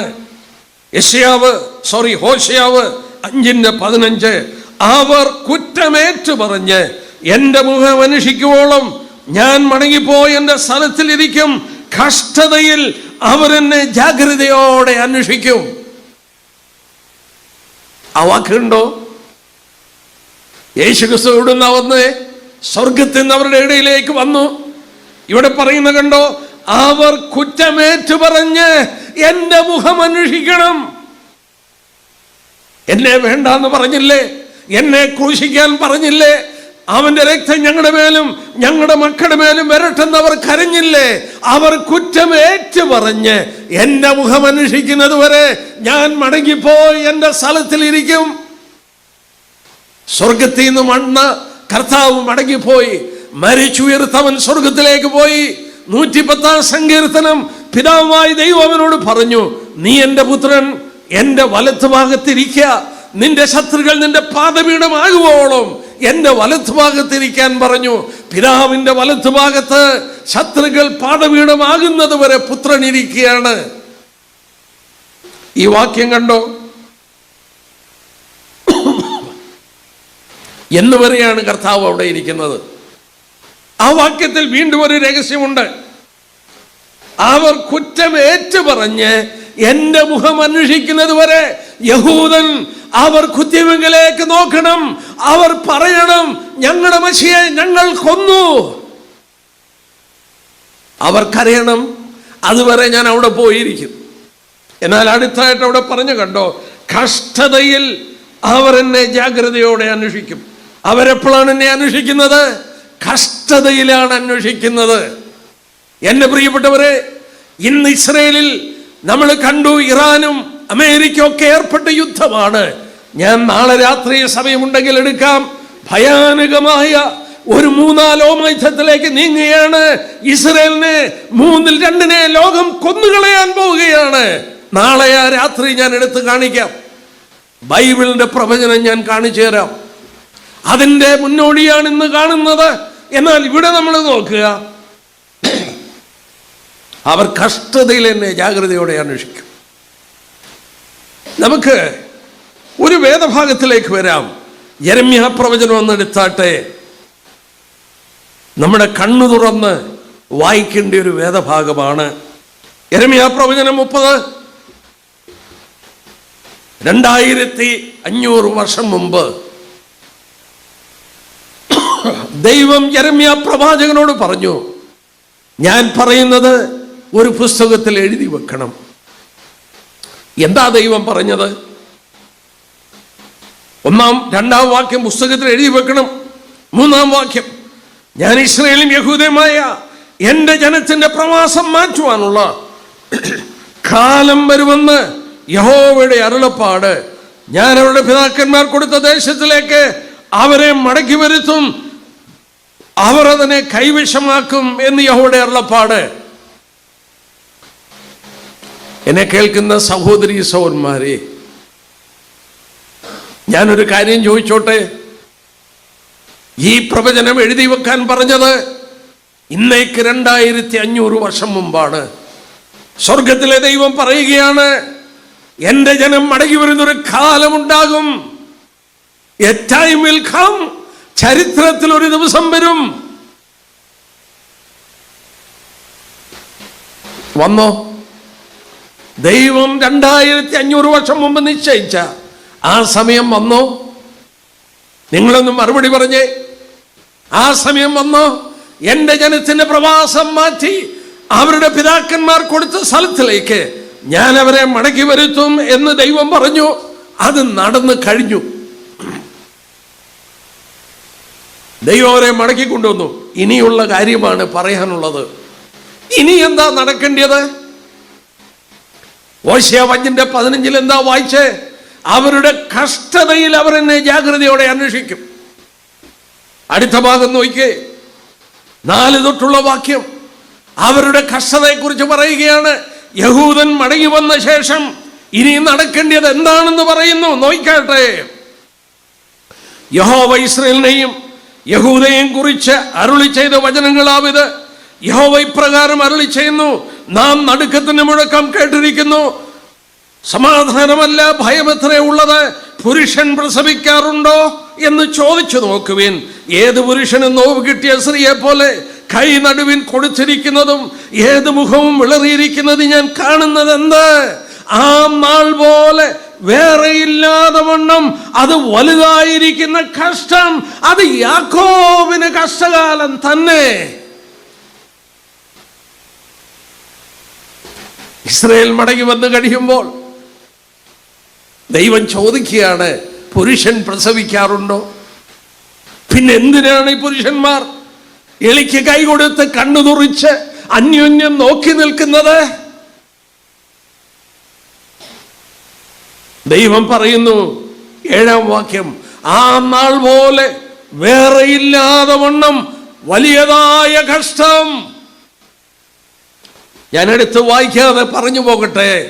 മത്തായി 24:21 യേശു ക്രിസ്തു ആ ദിവസത്തെ കുറിച്ച് പറഞ്ഞു, ആ നാൾ പോലെ വേറെ ഇല്ലാതെ വണ്ണം അത് വലുതായ കഷ്ടം, മുമ്പും പിമ്പും തുലനം ചെയ്യുവാനില്ലാതെ വണ്ണം ഭയാനകമായ കഷ്ടം. ഇവിടെയും അത് പറയുന്നു, ആ നാൾ പോലെ വേറെ ഇല്ലാതെ വണ്ണം വലുതായ കഷ്ടം, അത് യാക്കോബിന് കഷ്ടകാലം. എന്താ ഹോശേയ 5:15 വായിച്ചത്? ഓർമ്മയുണ്ടോ? അവരുടെ കഷ്ടതയിൽ അവർ എന്നെ ജാഗ്രതയോടെ അന്വേഷിക്കും. യഹൂദൻ ദൈവത്തിങ്കിലേക്ക് മടങ്ങി വന്നിട്ടില്ല. യഹൂദൻ അവിശ്വാസികളാണ്. കണ്ണുണ്ടായിട്ട് കുരുടന്മാരാണ്, ചെവിയുണ്ടായിട്ട് ചെകിടന്മാരാണ്, ആത്മിക അന്ധന്മാരാണ്, ആത്മിക കുരുടന്മാരാണ്. ദൈവത്തിന്റെ വചനം തിരിച്ചറിയുവാൻ സാധ്യമല്ലാതിരിക്കുന്നു. ആവർത്തന പുസ്തകം 4-ാമത്തെ അധ്യായം മോശെ ഇത് പറഞ്ഞിരുന്നു. ആവർത്തനം 4 അതിന്റെ 30-ാമത്തെ വാക്യം നോക്കി. നീ ക്ലേശത്തിലാകുകയും ഇവയൊക്കെയും നിന്റെ മേൽ വരികയും ചെയ്യുമ്പോൾ നീ ഭാവി കാലത്ത് നിന്റെ ദൈവമായ യഹോവയുടെ അടുക്കലേക്ക് തിരിഞ്ഞ് അവന്റെ വാക്ക് അനുസരിക്കും. മോശ പറയുകയാണ്, നീ ക്ലേശത്തിലാകണം. When you are in tribulation, when you are in distress, നിന്റെ മേൽ ഭയങ്കരമായ കഷ്ടത വരും. അന്ന് ഭാവി കാലം എന്നുള്ള ഇംഗ്ലീഷിൽ വായിച്ചാൽ ഇൻ ദ ലേറ്റർ ഡേയ്സ് യഹോവയുടെ അടുക്കലേക്ക് നീ തിരിയും. ഇസ്രായേലിന് ഒരു കഷ്ടകാലം വരുന്നു, യാക്കോബിന് കഷ്ടകാലം.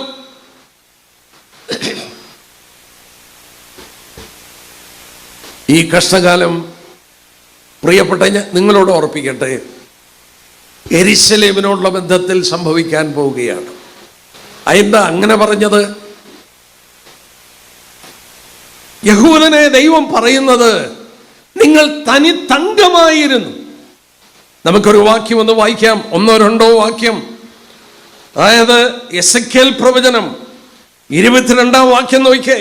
ഇന്നത്തെ രാഷ്ട്രീയ ഗതികൾ വിലയിരുത്തുവാൻ ആ വാക്യം നമുക്കൊന്ന് നോക്കാം. എസെക്കിയേൽ പ്രവചനം 22 അധ്യായം നോക്കിക്കാട്ടെ. എസെക്കിയേൽ പ്രവചനം 22. എല്ലാ പ്രിയപ്പെട്ടവരും ഇതൊന്ന് കേൾക്കണേ. ഞാനും നിങ്ങൾ ജീവിക്കുന്ന ഈ നാടുകളിൽ നമ്മുടെ ചുറ്റുപാടും നടക്കുന്ന രാഷ്ട്രീയ സംഗതികൾ അവിചാരിതമല്ല. ദാനിയേൽ പറഞ്ഞു, ദുഷ്ടന്മാരിൽ ആരും തിരിച്ചറിയില്ല, ബുദ്ധിമാന്മാർ ഗ്രഹിക്കും. എസെക്കിയേൽ 22:17 തൊട്ടുള്ള വാക്യം, യഹോവയുടെ അരുളപ്പാട് എനിക്കുണ്ടായെന്നാൽ, മനുഷ്യപുത്ര, ഇസ്രായേൽ ഗൃഹം എനിക്ക് കിട്ടമായി തീർന്നിരിക്കുന്നു. എന്താണതെന്ന് ഞാൻ പറയാം. വിലാപങ്ങളുടെ പുസ്തകം, നമുക്ക് ഈ വാക്യത്തിൽ മടങ്ങി വരാം. വിലാപങ്ങളുടെ പുസ്തകം ഒന്ന് എടുക്കാം. എസെക്കിയേൽ പ്രവചനത്തിന്റെ തൊട്ട് മുന്നലെ വിലാപങ്ങളുടെ പുസ്തകം 4-ാം അധ്യായം നോക്കിക്കേ. വിലാപങ്ങളുടെ പുസ്തകം 4-ാം അധ്യായം 1-ാം വാക്യം, അയ്യോ പൊന്നു മങ്ങിപ്പോയി, നിർമ്മല തങ്കം മാറിപ്പോയി. 2-ാം വാക്യം, തങ്കത്തോട് തുല്യരായിരുന്ന സിയോന്റെ വിശിഷ്ടപുത്രന്മാരെ. പ്രവാചകൻ കരയുകയാണ്, ദൈവത്തിന്റെ കരച്ചിലാണ്. ഇസ്രായേൽ ആരായിരുന്നു? തനി തങ്കമായിരുന്നു. അവരുടെ പൂർവ്വപിതാക്കന്മാർ തനി തങ്കമായിരുന്നു. അബ്രഹാം, ഇസ്ഹാക്ക്, യാക്കോബൊക്കെ തനി തങ്കമായിരുന്നു. തങ്കത്തോട് തുല്യരായിരുന്ന സിയോന്റെ വിശിഷ്ടപുത്രന്മാർ പൊന്നു മങ്ങിപ്പോയി, നിർമ്മല തങ്കം അതിന്റെ മാറ്റുപോയി. മറ്റ് ലോഹങ്ങൾ തങ്കത്തിൽ ചേർന്ന് മാറ്റു കുറഞ്ഞതിന്റെ പേരാണ് കിട്ടമായി തീർന്നു എന്നുള്ളത്. അതാണ് എസെക്കിയേൽ 22 നമ്മൾ വായിച്ചത്. മടങ്ങി വരാം. അവിടെ 18-ാം വാക്യം, എസെക്കിയേൽ 22:18, മനുഷ്യപുത്ര, ഇസ്രായേൽ ഗൃഹം എനിക്ക് കിട്ടമായി തീർന്നിരിക്കുന്നു. അവരെല്ലാവരും ഉലയുടെ നടുവിൽ താമ്രവും വെളുത്തിയവും ഇരുമ്പും കറുത്തിയവും തന്നെ. അവർ വെള്ളിയുടെ കിട്ടമായി തീർന്നിരിക്കുന്നു. അതുകൊണ്ട് യഹോവ കർത്താവ് ഇപ്രകാരം അരുളി ചെയ്യുന്നു, നിങ്ങളെല്ലാവരും കിട്ടമായി തീർന്നിരിക്കൊണ്ട് ഞാൻ നിങ്ങളെ യെരൂശലേമിന്റെ നടുവിൽ കൂട്ടും. വെള്ളിയും താമ്രവും ഇരുമ്പും കറുത്തിയവും വെളുത്തിയവും ഉലയുടെ നടുവിലിട്ട് ഊതി ഉരുക്കുന്നത് പോലെ ഞാൻ എൻ്റെ കോപത്തിലും എൻ്റെ ക്രോധത്തിൽ നിങ്ങളെ കൂട്ടി ഉരുക്കും. ഞാൻ നിങ്ങളെ കൂട്ടി എൻ്റെ ക്രോധം നിങ്ങളുടെ മേൽ ഊതും. അങ്ങനെ നിങ്ങൾ അതിൻ്റെ നടുവിൽ ഉരുകിപ്പോകും. ഉലയുടെ നടുവിൽ വെള്ളി ഉരുകിപ്പോകുന്ന പോലെ നിങ്ങൾ അതിൻ്റെ നടുവിൽ ഉരുകിപ്പോകും. യഹോവയെ, ഞാൻ എൻ്റെ ക്രോധം നിങ്ങളുടെ മേൽ പകർന്നിരിക്കുന്നുവെന്ന് നിങ്ങൾ അറിയും. ലോഹങ്ങൾ അല്ലെങ്കിൽ തനി തങ്കം മറ്റു ലോഹങ്ങൾ ചേർന്ന് അതിൻ്റെ മാറ്റു കുറഞ്ഞു പോയാൽ തട്ടാൻ ഒരു മാർഗമേ ഉള്ളൂ, അതിനെ ഉലയുടെ നടുവിലിട്ട് ഉരുക്കുക. തീ കത്തിച്ചൂതി ഊതി ഉലയുടെ നടുവിലിട്ട് ഉരുക്കി അതിൻ്റെ കിട്ടമൊക്കെ മാറ്റിക്കളയുക. ഇസ്രായേലിനോട് പറയുകയാണ്, നിങ്ങൾ കിട്ടമായി. മറ്റ് ലോഹങ്ങൾ ചേർന്ന് തനി തങ്കമായിരുന്ന നിങ്ങളുടെ മാറ്റു കുറഞ്ഞുപോയി, നിങ്ങളെല്ലാവരും കിട്ടമായി. അതുകൊണ്ട് നിങ്ങളെ ഞാൻ യെരൂശലേമിന്റെ നടുവിൽ കൂട്ടിയിട്ട് അവിടിട്ട് നിങ്ങളെ ഞാൻ ഒരുക്കും. സഹോദരന്മാരെ, ഇസ്രായേൽ 1948 മെയ് മാസം 14-ാം തീയതി സ്വതന്ത്രമായി. ഇസ്രായേൽ ഒരു സ്വതന്ത്ര രാജ്യമായി. യെരൂശലേം അപ്പോഴും അവരുടെ കയ്യിലില്ല. ഞാൻ എൻ്റെ ചരിത്രത്തിലേക്ക് ഒത്തിരിയൊന്നും പോകുന്നില്ല. യെരൂശലേം അറബികൾ പിടിച്ചെടുത്തു. കാരണം എന്നാ? ലോകത്തിലുള്ള എല്ലാ മുസ്ലിങ്ങൾക്കും യെരുശലേം മൂന്നാമത്തെ പുണ്യഭൂമിയാണ്. മക്കയും മദീനയും കഴിഞ്ഞാൽ മൂന്നാമത്തെ പുണ്യഭൂമി യെരുശലേമാണ്. അവർ വിശ്വസിക്കുന്നു അവരുടെ പ്രവാചകനായ നബി സ്വർഗത്തിൽ ഒരു വെള്ള കുതിരപ്പുറത്ത് പോയത് യെരുശലേമിൽ നിന്നാണ്. അവിടെ ദേവാലയം നിന്ന സ്ഥലത്ത് 2 മോസ്ക് ഉണ്ട്. Dome of the Rock, Al Aqsa mosque. Al Aqsa എന്ന വാക്കിന്റെ അർത്ഥം ഫാർദറസ്റ്റ് പ്ലേസ്, പ്രവാചകൻ ഏറ്റവും ദൂരെ യാത്ര ചെയ്ത സ്ഥലമെന്നാണ് അതിന്റെ പേര്. അവിടെ ഒരു മോസ്ക് ഉണ്ട്. ഞാൻ അവിടെ കയറിയിട്ടുണ്ട്. അവിടെ സാധാരണ കയറ്റത്തില്ല. എന്നാൽ 2 പ്രാവശ്യം എനിക്ക് സന്ദർശിപ്പാൻ ഭാഗ്യം ലഭിച്ചു. അൽ അക്സ മോസ്കിന്റെ അവിടെ നിന്നാണ് പ്രവാചകൻ സ്വർഗത്തിലേക്ക് പോയതെന്ന് ലോകത്തിലുള്ള എല്ലാ മുസ്ലിങ്ങളും വിശ്വസിക്കുന്നു. അതുകൊണ്ട് യെരുശലേം അവർക്ക് പുണ്യഭൂമിയാണ്. 48 ഇസ്രായേൽ സ്വതന്ത്രമായപ്പോൾ വീരോടെ അറബികൾ പൊരുതി ആ പഴയ യെരുശലേം ഉണ്ടല്ലോ, അത് പിടിച്ചെടുത്ത് യോർദാന്റെ ഭാഗമാക്കി മാറ്റി. ഇസ്രായേലിന് അത് കിട്ടിയില്ല. അവരുടെ ദേവാലയം നിന്ന സ്ഥലം കിട്ടിയില്ല. 48 13 മാസം നീണ്ടു നിന്ന യുദ്ധം, 56 യുദ്ധം, അത് കഴിഞ്ഞ് 1967 ഏതാണ്ട് 6 രാജ്യങ്ങൾ ഒന്നിച്ച് ഇസ്രായേലിനെ ആക്രമിക്കുന്നു. തെക്ക് നിന്ന് ഈജിപ്റ്റ് 80,000 പടയാളികൾ, വടക്ക് നിന്ന് സിറിയ 40,000 പടയാളികൾ, യോർദാൻ അതിന്റെ കിഴക്ക് ഭാഗത്ത് 40,000 പടയാളികൾ, സൗദി അറേബ്യ 25,000, ഇറാഖ് 5,000. നോക്കുക, ആ കര മുഴുവൻ കവർ ചെയ്തു ആർമി. ഇസ്രായേൽ എന്ന് പറയുന്ന കൊച്ചു രാജ്യത്തിന്റെ കര മുഴുവൻ വളഞ്ഞു. അതിന്റെ പടിഞ്ഞാറ് ഭാഗം മെഡിറ്ററേനിയൻ കടലാണ്. 83-ാം സങ്കീർത്തനം അബ്ദുൽ നാസർ UAE-യുടെ ഈജിപ്തിന്റെ പ്രസിഡന്റ് കെയ്റോ റേഡിയോയിലൂടെ പ്രഭാഷണം നടത്തി. അദ്ദേഹം അറിഞ്ഞില്ല ബൈബിളിന്റെ വാക്യമാണ് ഉദ്ധരിക്കുന്നതെന്ന്. 83-ാം സങ്കീർത്തനം നോക്കിയേ, അതിന്റെ 4-ാം വാക്യം.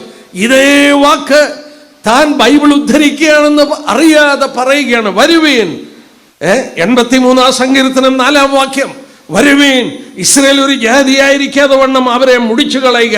അവരുടെ പേര് ഇനി ആരും ഓർക്കരുത്.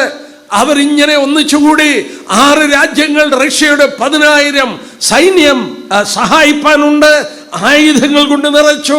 അവർ വിചാരിച്ചു ഇസ്രായേലിനെ തുടച്ചു കളയാം, ഇസ്രായേലിനെ മെഡിറ്ററേനിയൻ കടലിലോട്ട് തള്ളിക്കളയാം. വരുവീൻ, ഇസ്രായേൽ ഒരു ജാതിയായിരിക്കാതെ വണ്ണം അവരെ മുടിക്കാം. ഇസ്രായേലിന് മനസ്സിലായി ആ യുദ്ധത്തിൽ ജയിക്കില്ല.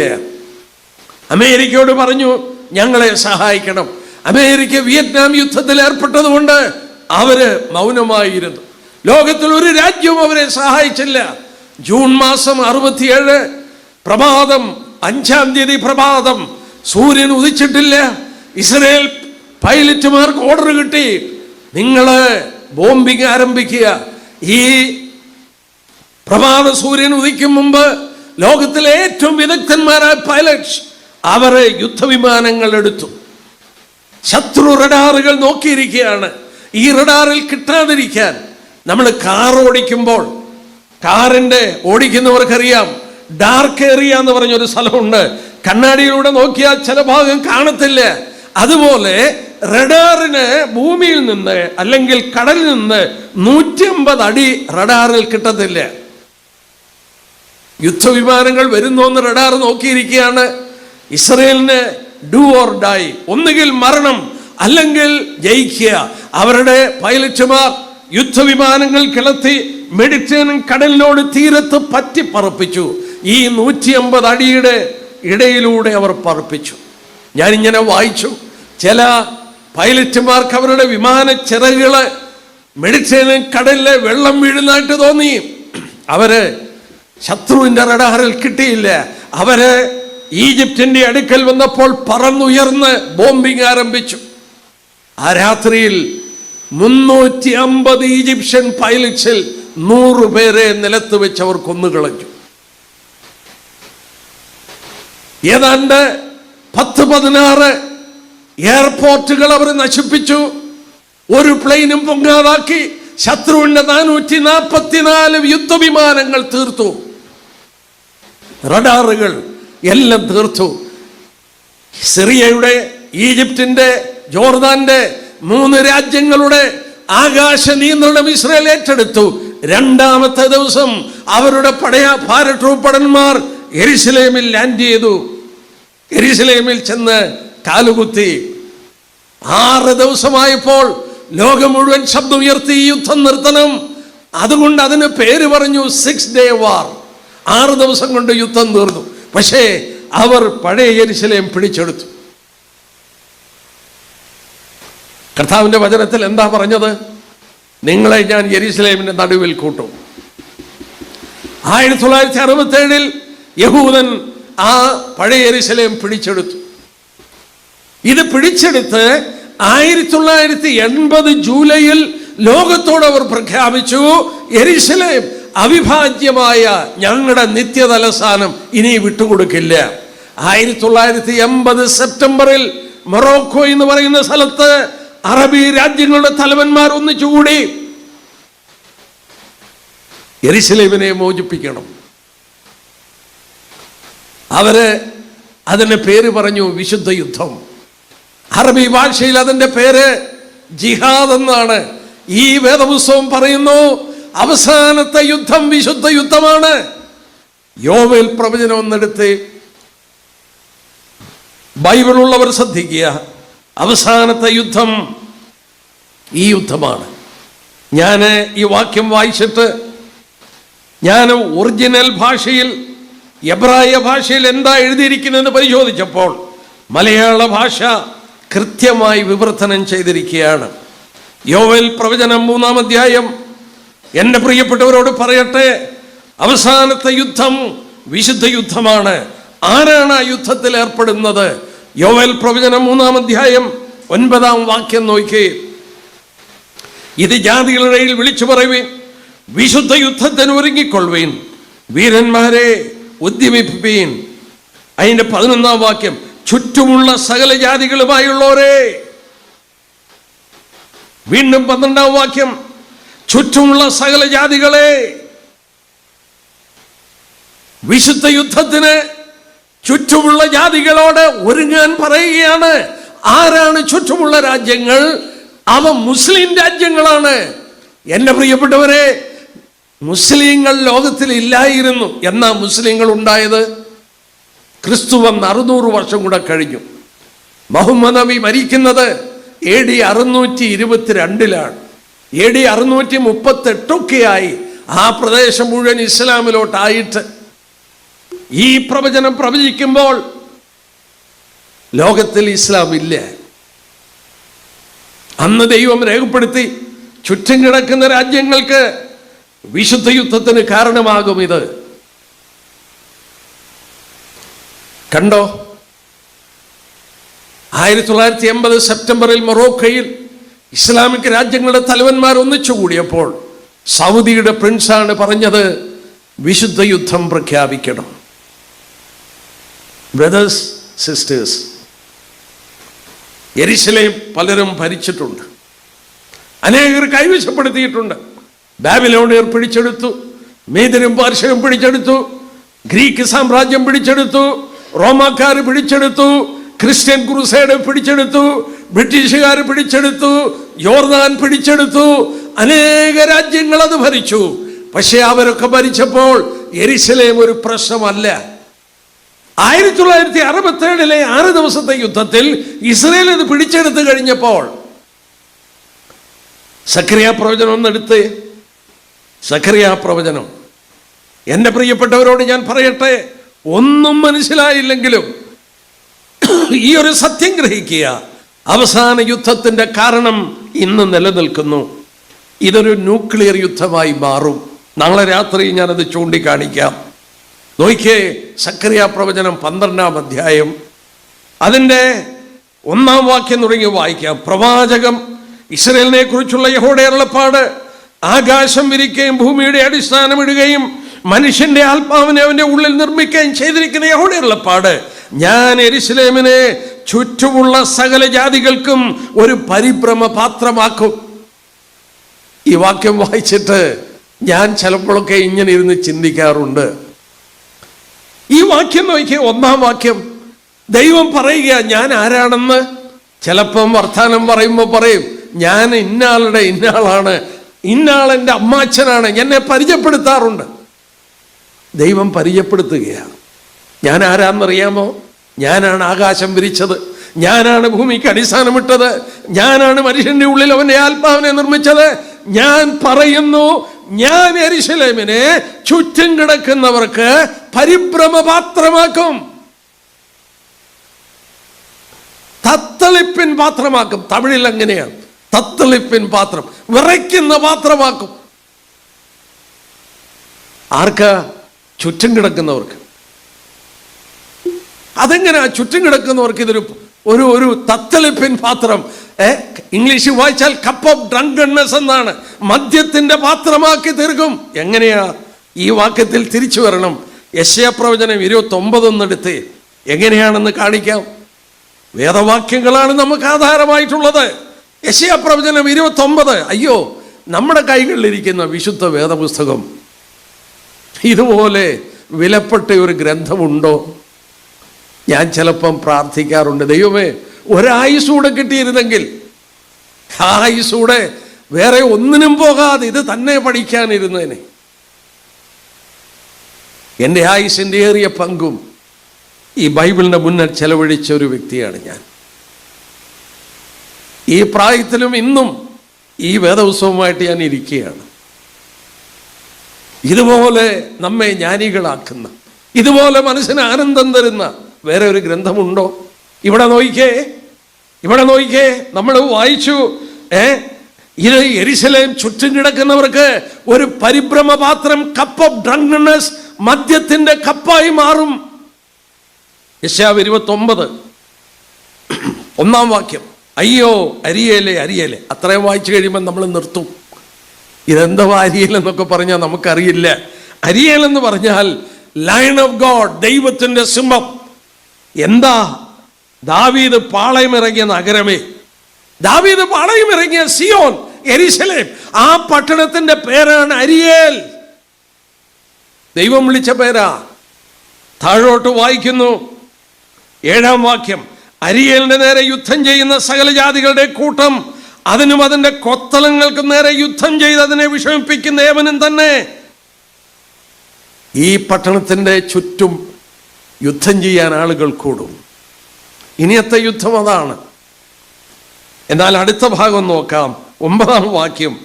വിസ്മയിച്ച് സ്തംഭിച്ചു പോകുവിൻ, അന്ധത പിടിച്ചു കുരുടരായിരിപ്പിൻ. അവർ മത്തരായിരിക്കുന്നു, വീഞ്ഞുകൊണ്ടല്ലതാനും. അവർ ചാഞ്ചാടി നടക്കുന്നു, മദ്യപാനം കൊണ്ടല്ലതാനും. യെരൂശലേമിനെ ഞാൻ മദ്യത്തിന്റെ പാത്രമാക്കും ചുറ്റുമുള്ളവർക്ക്. ഇവിടെ കണ്ടോ, ഈ യെരൂശലേമിനോട് യുദ്ധത്തിന് വരുന്നവർക്ക് മത്ത് പിടിക്കും, വീഞ്ഞുകൊണ്ടല്ല. ചാഞ്ചാടി നടക്കും, വീഞ്ഞുകൊണ്ടല്ല, മദ്യം കൊണ്ടല്ല. അവർക്ക് യെരൂശലേം എന്ന് പറഞ്ഞാൽ മത്ത് പിടിക്കും. മതത്തിന്റെ മത്ത്. 3-ാമത്തെ പുണ്യഭൂമി. ലോക ജനതതി മുഴുവൻ ഇളകി വരും.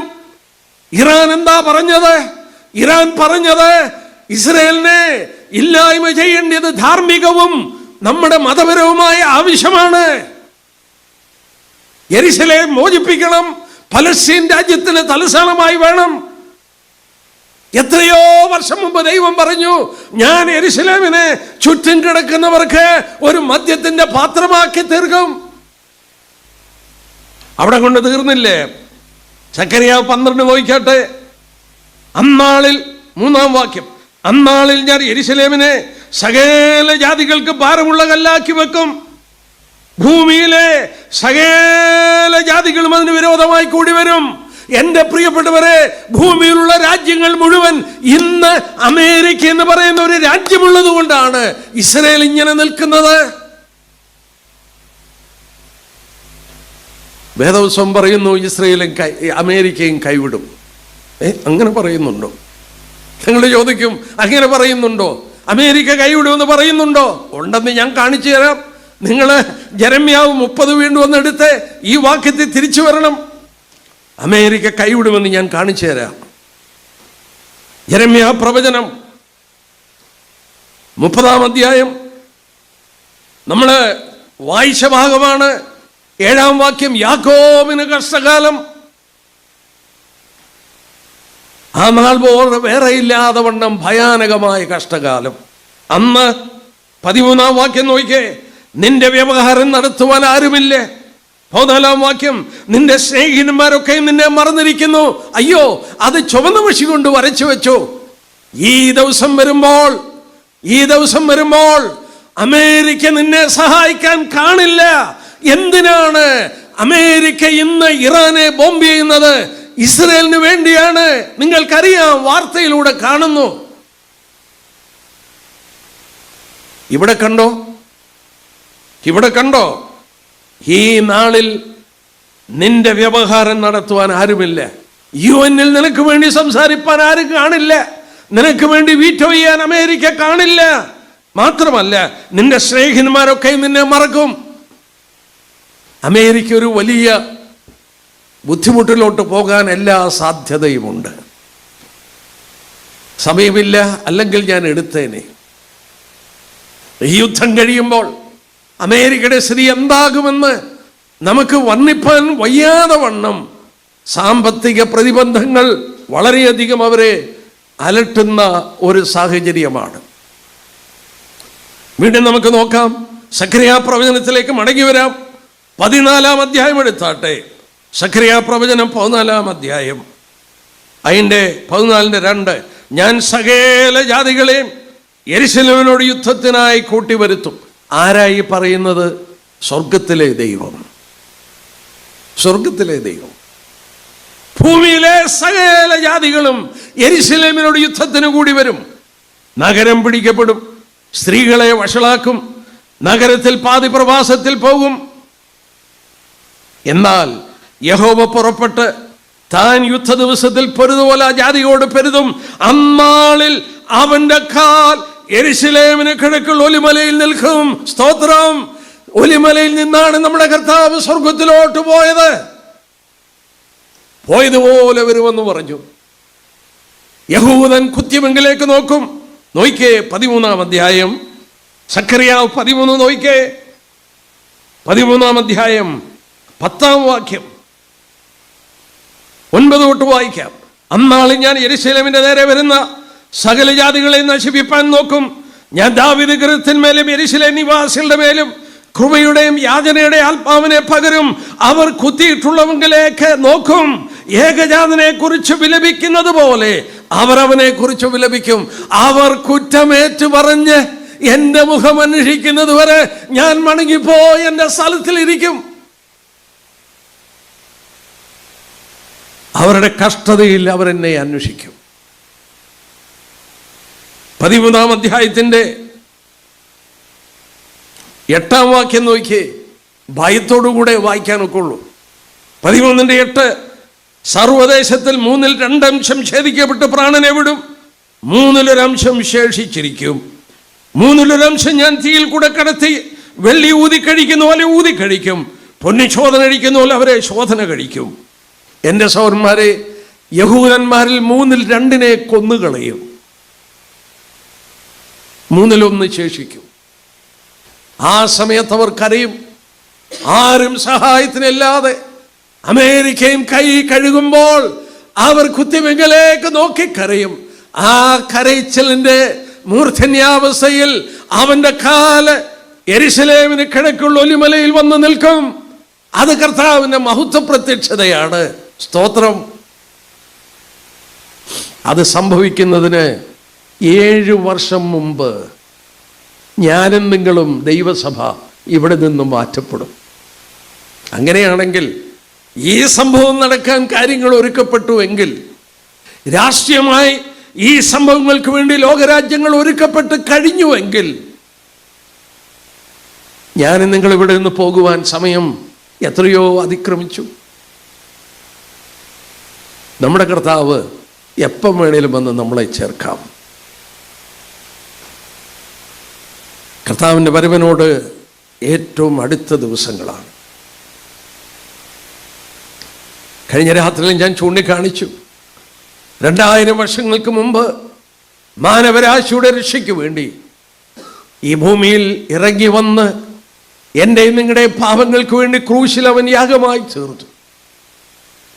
ഞാനിവിടെ ഇരുന്നപ്പോൾ പിതാവായ ദൈവത്തിൻ്റെ സ്നേഹത്തെ ഓർപ്പിക്കുന്ന ഒരു ഭാഗം പഴയ നിയമത്തിൽ നിന്ന് ഞാൻ ഓർക്കുകയായിരുന്നു. ലേവ്യ പുസ്തകം എന്നെടുത്താട്ടെ, എനിക്ക് ഏറ്റവും ഇഷ്ടമുള്ള ഒരു ബുക്കാണ് ലേവ്യ പുസ്തകം. ആ ബുക്ക് മുഴുവൻ എനിക്ക് ക്ലാസ് എടുക്കാൻ കഴിയും. എൻ്റെ ഹരമാണ് അതിൽ പറഞ്ഞിരിക്കുന്ന യാഗങ്ങളുമൊക്കെ. പരമയാഗമായി തീർന്ന ക്രിസ്തുവിനെ വരച്ചു കാണിക്കുകയാണ് യാഗങ്ങളിലൂടെ. അവിടെ യാഗങ്ങളിൽ ദൈവം ഓരോന്ന് കൽപ്പിക്കുമ്പോൾ പിതാവായി ദൈവം പുത്രന്റെ മരണവും പിതാവായി ദൈവം പുത്രനെ നൽകിയതും കണ്ടുകൊണ്ട് കൽപ്പിച്ചാക്കിയതാണ് യാഗങ്ങളും അതിൻ്റെ നിയമങ്ങളും. ലേവ്യ പുസ്തകം 22:26 തൊട്ടുള്ള വാക്യം. യഹോവ പിന്നെ മോശയോട് അരുളിച്ചെയ്തെന്നാൽ, ഒരു കാളയോ ചെമ്മരിയാടോ കോലാടോ പിറന്നാൽ 7 ദിവസം തള്ളയുടെ അടുക്കൽ ഇരിക്കണം. 8-ാം ദിവസം മുതൽ അത് യഹോവയ്ക്ക് ദഹനയാഗമായി പ്രസാദമാകും. പശുവിനെയോ പെണ്ണാടിനെയോ അതിനെയും കുട്ടിയെയും ഒരു ദിവസത്തിൽ അറുക്കരുത്. യഹോവയ്ക്ക് സ്തോത്രയാഗം അർപ്പിക്കുമ്പോൾ അത് പ്രസാദകരമാകും വണ്ണം അർപ്പിക്കണം. ദൈവം ഒരു കാര്യം കൽപ്പിച്ചു. ഒരു പശു പ്രസവിച്ചു. ആ കുഞ്ഞിനെ യാഗമായി അർപ്പിക്കണമെങ്കിൽ 7 ദിവസം കഴിഞ്ഞേ പാടുള്ളൂ. 8-ാം ദിവസം. എന്തിനാ ദൈവം അങ്ങനെ പറഞ്ഞത്? 7 ദിവസം ഈ കൊച്ചു കിടാവ് തള്ളയുടെ അടുക്കലിരിക്കണം, തള്ളയുടെ പാല് കുടിക്കണം, തള്ളയുടെ ലാളനെ അനുഭവിക്കണം. നമ്മൾ കാണുന്നില്ലേ പ്രപഞ്ചത്തിൽ, ഒരു പശു പ്രസവിച്ചു കഴിഞ്ഞാൽ അതിൻ്റെ കുഞ്ഞിനെ ലാളിക്കുന്നു, അതിൻ്റെ കുഞ്ഞിന് പാല് കൊടുക്കുന്നു, അതിൻ്റെ കുഞ്ഞിനെ നക്കുന്നു. ഒരു മൃഗമാണെങ്കിലും ആ കുഞ്ഞിനോടുള്ള സ്നേഹം എത്ര വലുതാണ്. ഒരു യഹൂദൻ ആ കുഞ്ഞിനെ യാഗമർപ്പിക്കണം. അവൻ ആ കുഞ്ഞിനെ എടുക്കുകയാണ് 8-ാം ദിവസം. തള്ളപ്പശുവിനെ ഒരു കുറ്റിയിൽ കെട്ടിയിട്ടിരിക്കുകയാണ്. 8-ാം ദിവസം ആ കൊച്ചു കിടാവിനെ യാഗമായി അർപ്പിക്കാൻ എടുത്തുകൊണ്ടു പോകുമ്പോൾ യാതൊരു തർക്കവുമില്ല. 7 ദിവസം തള്ളയുടെ അടുക്കൽ നിന്ന് മാറാത്ത ആ പശു ആ കിടാവിനെ മാറ്റുമ്പോൾ ആ കിടാവ് കിടന്ന് കരയും. ആ കരച്ചിൽ കേട്ട് തള്ളപ്പശുവും കരയും. എൻ്റെ സഹോദരന്മാരെ, ദൈവം ഒരു കാര്യം നമുക്ക് മനസ്സിലാക്കി തരികയാണ്. തൻ്റെ പുത്രൻ ക്രൂശിൽ 2 പ്രാവശ്യം സ്വർഗം തുറന്നു പറഞ്ഞു, ഇവൻ എൻ്റെ പ്രിയപുത്രൻ, ഇവനിൽ ഞാൻ പ്രസാദിച്ചു. ദൈവത്തിൻ്റെ ഹിതം മാത്രം നിർവഹിച്ച ദൈവത്തിൻ്റെ പ്രിയപുത്രൻ. ദുഷ്ടന്മാർ അവനെ ക്രൂശിപ്പാൻ എടുത്തുകൊണ്ട് പോവുകയാണ്. അവനെ അടിച്ചു, അവനെ നിന്ദിച്ചു, പരിഹസിച്ചു. കണ്ടാൽ ആളല്ല എന്ന് തോന്നുമാർ അവൻ വിരൂപമാക്കപ്പെട്ടു. ഒരു മാംസപിണ്ഡമായി അവൻ തീർന്നു. സഹിപ്പാൻ കഴിയാതെ വന്നപ്പോൾ സകലരാലും കൈവിടപ്പെട്ടു. ആശ്വസിപ്പിക്കുന്നവരുണ്ടോ നോക്കി, ആരെയും കണ്ടില്ല. അവൻ്റെ പിതാവിൻ്റെ മുഖത്തോട്ട് നോക്കി. അവസാനം പിതാവും അവനുമായി. അവൻ ഉറക്കെ കരഞ്ഞു, എൻ്റെ ദൈവമേ, എൻ്റെ ദൈവമേ, നീയും എന്നെ കൈവിട്ടോ. എന്തിനാണ് പിതാവ് അവനെ കൈവിട്ടത്? യോഹന്നാൻ 3:16 എന്താ വായിക്കുന്നത്? തൻ്റെ ഏകജാതനായ പുത്രനിൽ വിശ്വസിക്കുന്ന ഏവനും നശിച്ചു പോകാതെ നിത്യജീവൻ പ്രാപിക്കേണ്ടതിന് ദൈവം അവനെ നൽകുവാൻ തക്കവണ്ണം ലോകത്തെ സ്നേഹിച്ചു. ഇംഗ്ലീഷ് ബൈബിളിൽ വായിച്ചാൽ God so loved the world. ദൈവം എന്നെ അത്രമാത്രം സ്നേഹിച്ചു, എന്നെ ആഴമായി സ്നേഹിച്ചു. ഞാൻ നശിച്ചു പോകരുത്, ഞാൻ ശിക്ഷ അനുഭവിക്കരുത്, ഞാൻ നരകത്തിൽ പോകരുത്. എന്നെ വിടുവിപ്പാൻ തൻ്റെ പുത്രനെ ക്രൂശിലോട്ട് അയച്ചപ്പോൾ അവനെ തരുവാൻ ദൈവത്തിന് പ്രസാദം തോന്നി. അവൻ ഉറക്കെ കരഞ്ഞു, എൻ്റെ ദൈവമേ, എൻ്റെ ദൈവമേ, നീ എന്നെ കൈവിട്ടതെന്ത്? അതിൻ്റെ മറുപടി ഒന്നേ ഉള്ളൂ, എന്നെയും നിങ്ങളെയും ഓർത്തപ്പോൾ പുത്രനെ കൈവിട്ടു. ഈ രാത്രിയിൽ എൻ്റെ പ്രസംഗം നിർത്തുമ്പോൾ ദൈവം ഒരുക്കിയ രക്ഷയുടെ വലിപ്പം എബ്രായനെ കർത്താവ് പറയുന്നു, ഇത്ര വലിയ രക്ഷ ഗണ്യമാക്കാതെ പോയാൽ എങ്ങനെ തെറ്റിയ ഒഴിയും? ദൈവം തൻ്റെ പുത്രനിലൂടെ ഒരുക്കിയ രക്ഷ, മഹത്വപൂർണമായ രക്ഷ, എൻ്റെ പാപങ്ങൾക്ക് വേണ്ടി, നിങ്ങളുടെ പാപങ്ങൾക്ക് വേണ്ടി സകല പാപങ്ങളും അവൻ്റെ മേൽ ചുമത്തി. എനിക്ക് വേണ്ടി അവൻ ക്രൂശിൽ മരിച്ചു. എൻ്റെ ഹൃദയം തുറന്നത് സ്വീകരിച്ചാൽ ഞാനത് അംഗീകരിച്ചാൽ എൻ്റെ കർത്താവേ, ഞാനൊരു പാപിയാണ്, അരുതാത്തത് ചെയ്തു, അരുതാത്തത് പറഞ്ഞു, എന്നോട് ക്ഷമിക്കണം. ഹൃദയം തുറന്ന് ഈ കർത്താവിനെ ഒരു നിമിഷം ഒന്ന് ഇൻവൈറ്റ് ചെയ്യുക. കർത്താവെ, എൻ്റെ ഉള്ളത്തിൽ വന്ന് എന്നെ രക്ഷിക്കണം. 22 വയസ്സുള്ളപ്പോൾ ഞാനത് ചെയ്തു. കോളേജിലൊക്കെ പഠിക്കുന്ന ഒരു കാലഘട്ടം ദൈവസന്നിൽ മുട്ടുകുത്തി, കർത്താവെ എന്നോട് ക്ഷമിക്കണം, ഞാനൊരു പാപിയാണ്. അവൻ എൻ്റെ ഉള്ളത്തിൽ വന്നു, എന്നെ ഒരു പുതിയ സൃഷ്ടിയാക്കി മാറ്റി.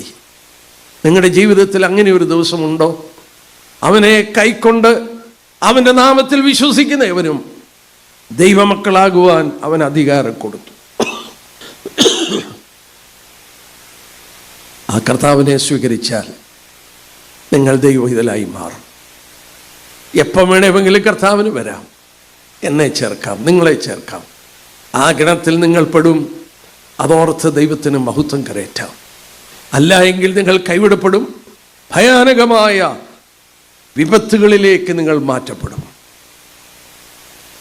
പ്രാർത്ഥനയോടെ നാളെയും കടന്നു വരിക. ഞാനിതിൻ്റെ ബാക്കി നാളെ എടുത്തുകൊള്ളാം. എൻ്റെ സഹോദരന്മാരെ, എത്രയോ വർഷങ്ങൾക്ക് മുമ്പ് പറഞ്ഞ പ്രവചനങ്ങൾ ഞാനും നിങ്ങൾ ജീവിക്കുമ്പോൾ നിവർത്തിക്കപ്പെടാൻ കാര്യങ്ങൾ ഒരുക്കപ്പെട്ട് കഴിച്ചു. എന്താണിതിന് തടസ്സം? സഭയുടെ പണി പൂർത്തീകരിച്ചിട്ടില്ല. സഭയുടെ പണി പൂർത്തീകരിച്ചാൽ, കാഹളം ധ്വനിച്ച് നമ്മൾ മാറ്റപ്പെട്ടാൽ, അനന്തര പരിപാടികൾക്ക് വേണ്ടി ലോകം ഒരുക്കപ്പെട്ട് കഴിഞ്ഞു. രക്ഷിക്കപ്പെടാത്തവർ രക്ഷിക്കപ്പെടുക, രക്ഷിക്കപ്പെട്ടവർ കർത്താവിൻ്റെ വരവിനെ ബന്ധപ്പെടുത്താം, വിശുദ്ധിയെ തികയ്ക്കാം. അവനിൽ ഈ പ്രത്യാശ ഉള്ളവനൊക്കെ അവൻ നിർമ്മലനായിരിക്കുന്ന പോലെ തന്നെത്താൻ നിർമ്മലീകരിക്കാം. ദൈവനാമം മഹത്വപ്പെടട്ടെ.